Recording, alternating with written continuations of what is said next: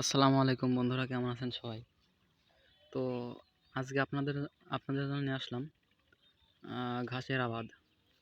দেখতে পারছেন, ঘাসে পানি না দিয়ে বা সার না দিলে যা হয়, গোড়া থেকে ঘাস সব মরে যাচ্ছে। দেখতে পারছেন।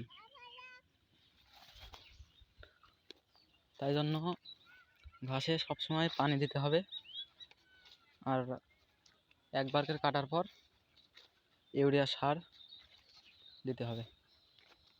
দেখছেন, এদিকে সার দেওয়া হয়েছে বলে গোড়ায় সেরামাটা মরেনি ঘাস।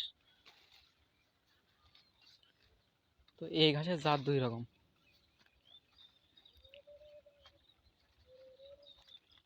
ওই যে আমার বাঁ হাতে দেখা যাচ্ছে, ওইটা হচ্ছে আরেক জাত।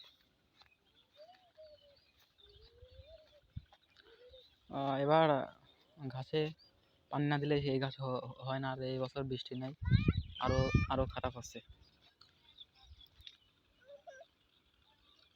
দেখতেই পারছেন, এই ঘাসটা আলাদা ঘাস। এই ঘাস আর আর এই ঘাস কাটতে হলে সবসময় গোড়া বাইরে ঘাস কাটতে হয়।